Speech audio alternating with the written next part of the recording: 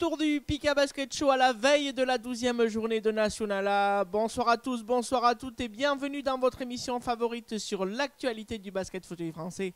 Et avant de rentrer de plein pied dans ce nouveau numéro, nous vous souhaitons une belle et joyeuse année 2018. Santé, bonheur et basket fauteuil bien sûr.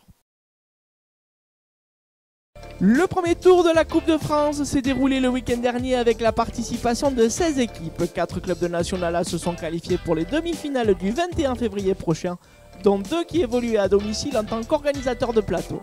Avec le soutien de leur public, Saint-Avold et Le Puy-en-Velay ont ainsi remporté tous leurs matchs sur de gros écarts, tout comme hier qui s'est baladé lors de son voyage à Toulouse. Ces 3 équipes participeront donc aux demi-finales en compagnie du CSMO qui a créé la seule surprise de ce premier tour en allant s'imposer sur le parquet des Hornets du Canet, détenteurs du trophée et vainqueurs des 3 précédentes éditions. On ne peut s'empêcher de terminer cette première partie d'émission en ayant une affectueuse pensée pour Michael Gagliardi, le joueur de Bordeaux, qui a été victime d'un grave accident de santé lors de la rencontre face au Puy dimanche et qui fort heureusement a bien récupéré ces derniers jours. On pense fort à lui en lui souhaitant de revenir très vite sur un parquet. La première journée des matchs retour de National A sera marquée par la rencontre choc entre Le Puy-en-Velay et le Canet, 2 prétendants sérieux au Final Four de mai prochain.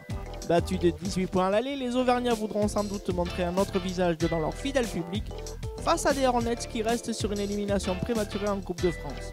Les hommes de David Véro devront toutefois se surpasser puisqu'ils ne pourront compter sur leur intérieur Omar Loulouzidi, absent plusieurs semaines en raison d'une blessure à la main. L'ambiance promet d'être chaude également du côté de Saint-Avold avec la réception de Toulouse, vainqueur à l'aller en Haute-Garonne, mais dont la dernière victoire en championnat remonte au 19 novembre. Les Lorrains se doivent de l'emporter à la maison avant leur déplacement à Meaux la semaine suivante. Les Meldois justement effectueront le plus court déplacement de la saison du côté de Gennevilliers et ne devraient pas être inquiétés, tout comme hier qui accueille Strasbourg. Lannion pourrait bien profiter de la venue de Bordeaux pour engranger un 4e succès et peut-être aussi effacer le déficit de 4 points concédé à l'aller en Gironde. Enfin, Marseille qui reçoit la Lanterne Rouge Lyon est dans l'obligation de renouer avec la victoire après 2 revers de suite encaissés à la fin des matchs allés. Ce sera sans doute la rencontre phare de la journée, un vrai choc pour débuter la phase retour. Le Puy-en-Velay reçoit le Canet dans son bouillant palais des sports. L'occasion pour les Poneaux de s'étalonner face au Canet, solide dauphin du lit derrière, mais surpris la semaine passée en Coupe de France par Meaux. Notre invité de la semaine, la tour de contrôle du Puy-en-Velay, Kamel Megrini, est conscient des enjeux de la rencontre pour son équipe qui veut redémarrer l'année comme elle l'a terminé la précédente, en trombe. Kamel Megrini, notre invité de la semaine dans le Pika Basket Show. Ça va être un match très disputé, surtout avec leur déconvenue du week-end dernier en Coupe de France. Ils ont perdu, donc je pense qu'ils auront à cœur de pas réitérer le même match que le week-end dernier. Donc ça va être un match très disputé.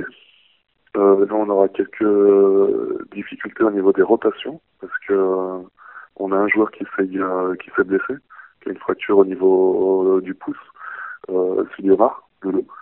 Et Florian Orange aussi qui a eu 2 matchs de suspension suite à une altercation lors du match de Saint-Avold avec l'international belge Saint-Bader. Ils ont eu des matchs de suspension tous les 2. Donc on a un effectif un peu amoindri. Ils ont un jeu très rapide, très offensif, très collectif et très stratégique aussi. Donc ça va pas être évident pour nous, mais on va faire le maximum pour essayer de décrocher la victoire, quoi. Essayer de se stabiliser vraiment sur la 4e position, quoi.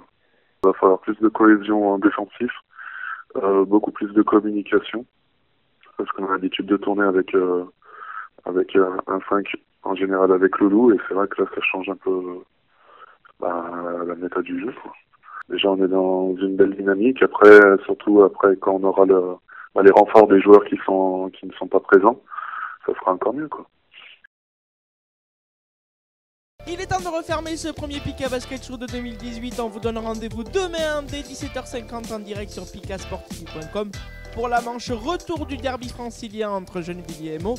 Belle soirée, bonne nuit et à demain.